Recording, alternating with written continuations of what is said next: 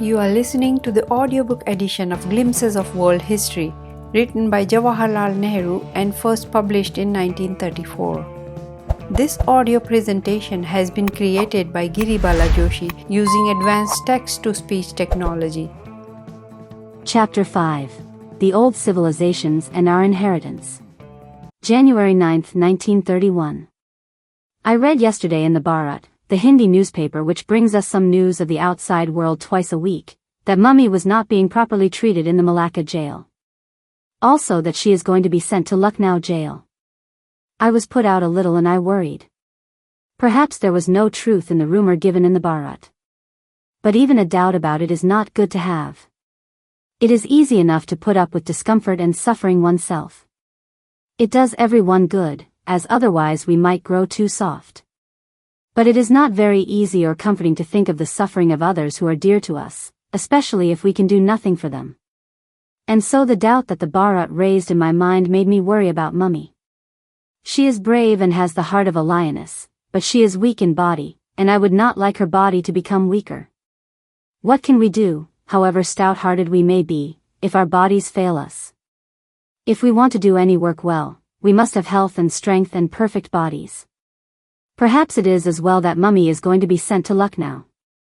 She may be more comfortable and happier there, and there will be some companions in Lucknow jail. Probably she is alone in Malacca. Still, it was pleasant to think that she was not far, just 4 or 5 miles away from our prison. But this is a foolish fancy. 5 miles or 150 miles are much the same when the high walls of 2 prisons intervene. I was so glad to learn today that Dadu had come back to Allahabad and that he was better.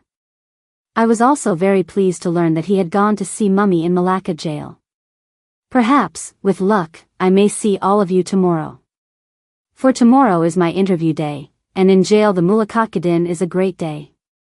I have not seen Dadu for nearly 2 months. I shall see him, I hope, and satisfy myself that he is really better. And I shall see you after a long fortnight, and you will bring me news of yourself and of Mummy. Hi-ho. I write on of foolish things although I sat down to write to you about past history. Let us try to forget the present for a while and go back 2,000 or 3,000 years. Of Egypt and of ancient Knossos in Crete, I wrote to you a little in some of my previous letters. And I told you that the ancient civilizations took root in these 2 countries as well as in what is now called Iraq or Mesopotamia, and in China and India and Greece. Greece, perhaps, came a little later than the others. So that the civilization of India takes rank in age with its sister civilizations of Egypt and China and Iraq. And even ancient Greece is a younger sister of these. What happened to these ancient civilizations? Knossos is no more. Indeed, for nearly 3,000 years it has been no more. The people of the younger civilization of Greece came and destroyed it. The old civilization of Egypt, after a splendid history lasting for thousands of years, vanished and left no trace behind it, except the great pyramids and the Sphinx, and the ruins of great temples and mummies and the like. Of course Egypt, the country, is still there and the river Nile flows through it as of old, and men and women live in it as in other countries. But there is no connecting link between these modern people and the old civilization of their country. Iraq and Persia, how many empires have flourished there and followed each other into oblivion? Babylonia and Assyria and Chaldea, to mention the oldest only. And the great cities of Babylon and Nineveh. The Old Testament in the Bible is full of the record of these people. Later, in this land of ancient history, other empires flourished, and then ceased to flourish. Here was Baghdad, the magic city of the Arabian Nights. But empires come and empires go, and the biggest and proudest of kings and emperors strut on the world stage for a brief while only. But civilizations endure. In Iraq and Persia, however, the old civilization went utterly, even as the old civilization of Egypt. Greece in her ancient days was great indeed, and people read even now of her glory with wonder. We stand awed and wonderstruck before the beauty of her marble statuary, and read the fragments of her old literature that have come down to us with reverence and amazement. It is said, and rightly, that modern Europe is in some ways the child of ancient Greece, so much has Europe been influenced by Greek thought and Greek ways. But the glory that was Greece, where is it now? For ages past, the old civilization has been no more, and other ways have taken its place, and Greece today is but a petty country in the southeast of Europe. Egypt, Knossos, Iraq, and Greece, they have all gone. Their old civilizations, even as Babylon and Nineveh, have ceased to exist. What, then, of the two other ancients in this company of old civilizations? What of China and India? As in other countries, they too have had empire after empire. There have been invasions and destructions and loot on a vast scale.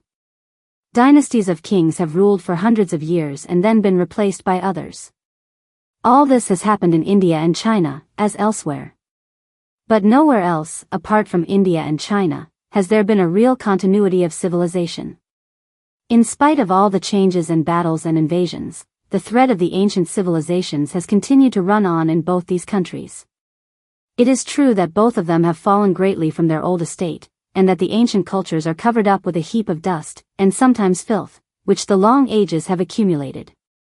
But still they endure, and the old Indian civilization is the basis of Indian life even today. New conditions have arisen in the world now, and the coming of the steamship and the railway and the great factory has changed the face of the world. It may be, it is indeed probable, that they will change as they are already changing, the face of India also. But it is interesting and rather wonderful to think of this long range and continuity of Indian culture and civilization, right from the dawn of history, through long ages, down to us. In a sense, we in India are the heirs of these thousands of years. We are in the direct line, it may be, with the ancients, who came down through the northwestern mountain passes into the smiling plains of what was to be known as Brahmvartha, and Aryvartha, and Bharatavarsha, and Hindustan. Can you not see them trekking down the mountain passes into the unknown land below? Brave and full of the spirit of adventure, they dared to go ahead without fear of the consequences. If death came, they did not mind, they met it laughing. But they loved life and knew that the only way to enjoy life was to be fearless, and not to worry about defeat and disaster. For defeat and disaster have a way of keeping away from those who are not afraid.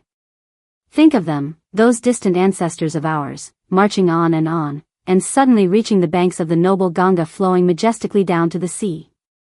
How the sight must have filled them with joy. And is it any wonder that they bowed down to her and praised her in their rich and melodious language? It is indeed wonderful to think that we are the heirs of all these ages.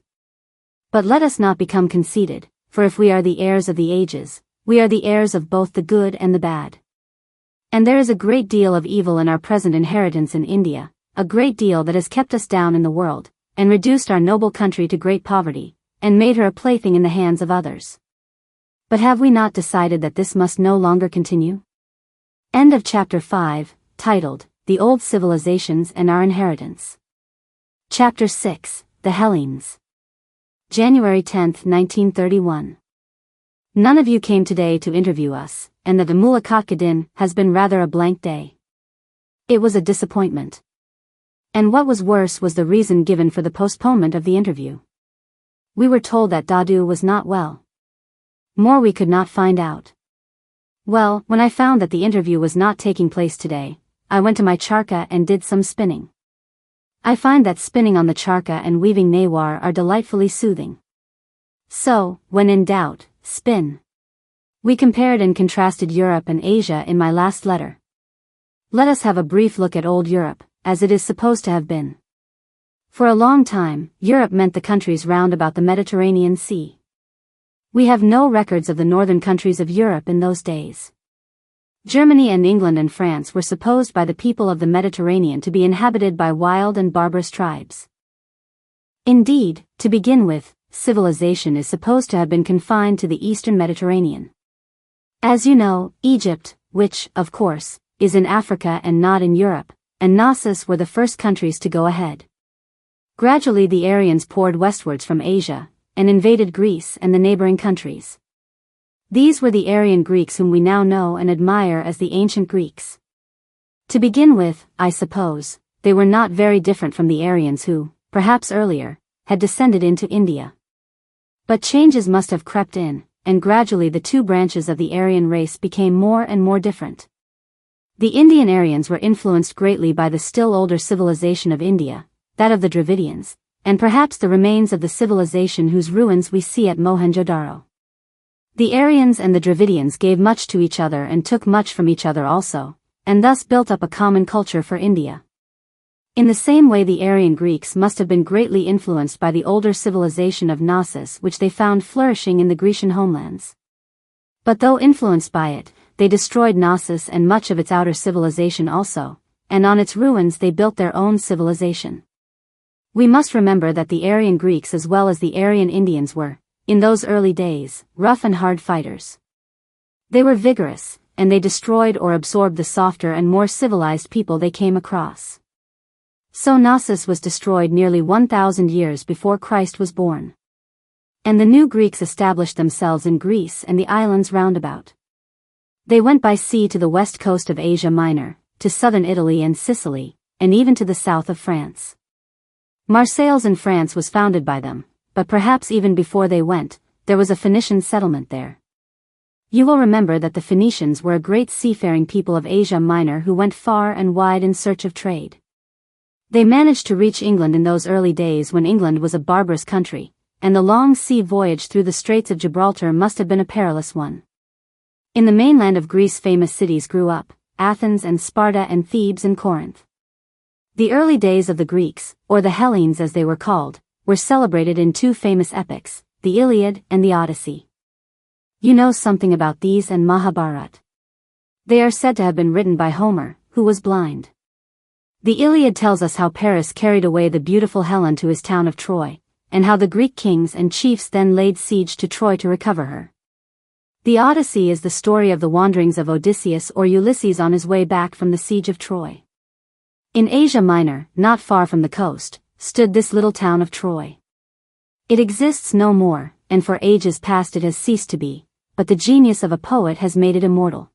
As the Hellenes or Greeks were growing rapidly to their brief but splendid manhood, it is interesting to notice the quiet birth of another power, which was later to conquer and supplant Greece. Rome is said to have been founded about this time. For several hundred years it was not to play an important part on the world stage. But the birth of a great city which was to tower over the European world for centuries, and which was to be called the mistress of the world and the eternal city, is worth mentioning. There are curious stories about the founding of Rome and of how Remus and Romulus, who founded it, were taken away and kept by a she-wolf. Perhaps you know the story. About the time that Rome was founded, or a little before it, another great city of the ancient world was built. This was Carthage, on the northern coast of Africa, which was founded by the Phoenicians.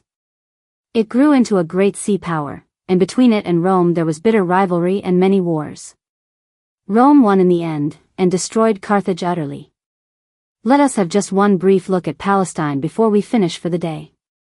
Palestine is, of course, not in Europe, nor has it much historical importance. But many people are interested in its ancient history because it is given in the Old Testament. It is the story of some tribes of the Jews, who lived in this little land, and of the troubles they had with their big neighbors on either side, Babylonia and Assyria and Egypt.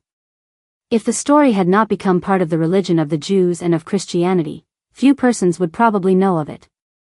About the time that Knossos was destroyed, Saul was king of Israel, which was part of Palestine. Later came David and then Solomon, who had a great reputation for wisdom. I mention these three names because you must have heard of them or read about them. End of chapter 6, titled, The Hellenes.